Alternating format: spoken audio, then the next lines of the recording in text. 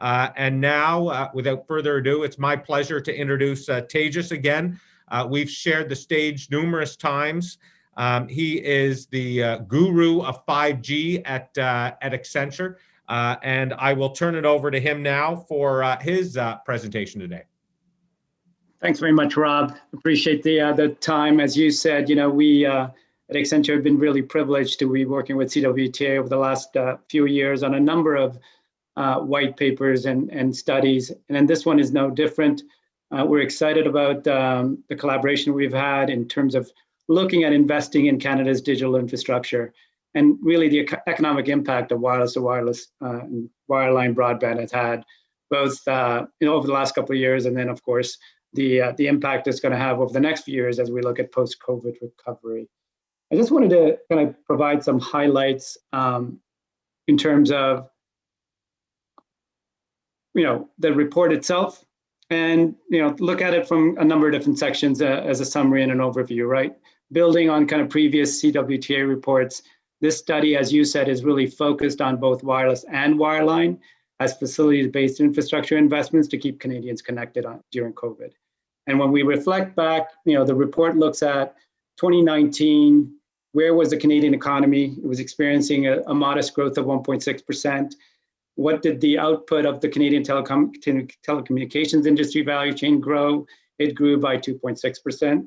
So really, how did wireless and wireline industries contribute in 2019? So reflect back on a couple of years ago in 2019, and then also having kind of a forward-looking statement and kind of looking at the outputs associated with how well did our networks respond to the COVID-19 infrastructure investments, as well as the growth in data traffic that Eric mentioned, right? How do we continue to see wireless and wireline playing in terms of both its contribution to the economy, and then of course supporting the use cases in the industries as we look at 5G and the investments that are going to be happening over the next 5 to 6 years on what it enables in terms of future growth. As we look at 2019 and the economic contributions, our economic models show really that wireless and wireline continue to deliver strong, meaningful contribution to GDP. When we look at kind of direct GDP impact of both those investments, it's in the range of $74.5 billion. And that's looking at it both in terms of the direct GDP contribution in the CSP carrier infrastructure investments, that's $23.5 billion. And then when we look at outside of the value chain in the CSPs, looking at the direct impact across industries, it's another $50 billion. So really, when you look at wireless and wireline as a contribution from an industry perspective, that represents about 3.7% of Canada's overall GDP in 2019. And when we look at the actual impact in jobs, that entire industry across both the value chain and its impact across industries is really supporting well over 600,000 jobs. And that contribution is spread between both wireless and wireline across both industries. And Rob, you mentioned, and Eric mentioned, right? I mean, the investments that both the wireless and wireline operators have been making over the last 15 to 20 years has been significant, right? Numbers quoted were, well over 54 billion in wireless, 150 billion in wireline. And we continue to see, as Eric pointed out, in this COVID environment and post-COVID environment, as we move to more digital, that the Canadian mobile data traffic, which grew in 42% in 2019, is continuing to grow exponentially.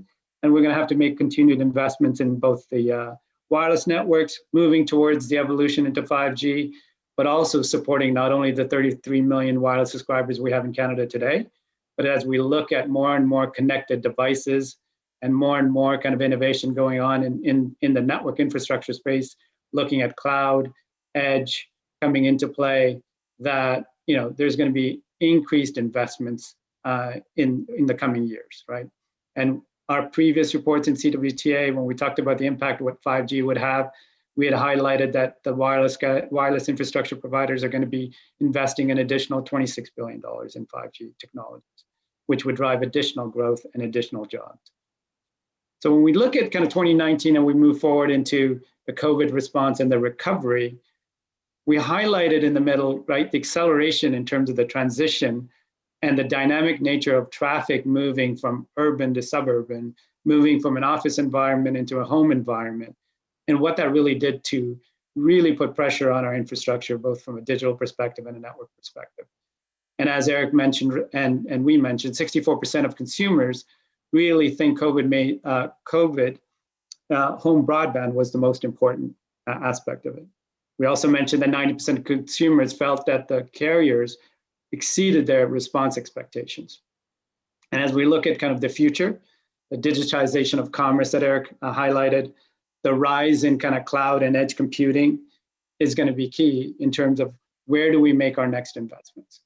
And when we look at forward looking in terms of what do we think the economic impact looks like, we highlighted 2019. As we look at from 2020 to 2024, we continue to see GDP contribution from this industry of an average of $45 billion and a sustained jobs supported by the value chain in the industry of around 285,000 to 340,000 jobs. That's pretty significant from an industry perspective in terms of the contribution the industry is making in terms of growth as well as jobs, but also enabling this kind of digital transformation that both small to medium businesses are having, as well as large enterprises in the shift in terms of how do you enable not only digitization of activities, but what are industries looking at in the future from their network infrastructure and what use cases do we think are going to be enabled? So we, in the report, also looked at a number of different industries and the impact and the art of the possible of what these broadband capabilities and new 5G networks could do for things like connected health, looking at transportation, education, training, and of course our resources sector as we look at kind of mining as a specific industry. The art of the possible, when we think about telecommunication services and the enablement of those sectors, right? Connected health is an extremely important industry. We've seen the real-time shift from face-to-face interactions with the healthcare providers to needing real-time video, interactive, immersive types of capabilities to interact with patients. And so we see a strong drive and growth in telehealth, in engaging health providers with patients remotely, using a lot of connected devices and sensors to drive kind of the support and the capabilities in this industry. We look at kind of future investments in cloud technology, also helping improve patient experience. So when we think about all that data being collected on patients, the remote collection of that data, the centralized processing and the analytics and the data that needs to be supported over time, the network infrastructure, both wireless and wireline, is going to play a critical role. The other kind of industry we looked at was really transportation. And as we've looked at in the COVID-19 environment and post-COVID-19, there's been a significant drop off in terms of engagement and people taking public transit. And so we see the investments we're making in these broadband networks, both in wireline and wireless, enabling more use cases in the experience to bring back the consumers and the employees back onto transportation. And so how do we improve not only the connectivity and the broadband, but leverage IoT and sensors and devices to drive more of that connected transport capability, drive additional safety, and leveraging all of this data to drive kind of the additional experience that people are experiencing at home, and how do we provide that same connectivity and capabilities while they're on the move. The third area, and this is probably the dramatic kind of impact, right, as we look at education and the shift that we've had to do over the last year from being in schools to online learning and leveraging not only immersive technologies, but interactive capabilities to keep people engaged, provide multimedia experiences to help educate not only our students, but the actual workforce. So we see, this continuing, this trend is going to continue to accelerate, and our ability to kind of leverage media, multimedia capabilities, interactive video to keep not only students engaged, but employees engaged is going to be crucial. And we also have to, as we talked about it, address the broadband divide that we have either in urban markets, suburban markets, but rural, and the commitment Canada's made to kind of make sure that we provide broadband connectivity across Canada and accelerate some of those investments, both public and private, to achieve that. And lastly, as we look at, the other drivers in our economy, and we look at the natural resources sector, remote mining is an area. And as we look at the gap in terms of the workforce and what we need to drive productivity in every one of our industries, we look at things like 5G combined with wireline infrastructure to help drive automation in these industries to keep them connected, but leverage the capability of these devices to provide all the real-time information for them to control those machines most remotely and drive kind of the enablement of that workforce to engage with new forms of technology to get the productivity they're looking for.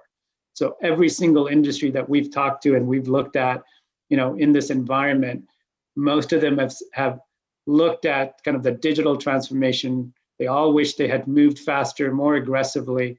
And I think the network infrastructure that's required to support is going to be key for this. So in conclusion, as we look at the economic impact of this digital infrastructure investment, right? Telecom industry itself directly contributing $75 billion.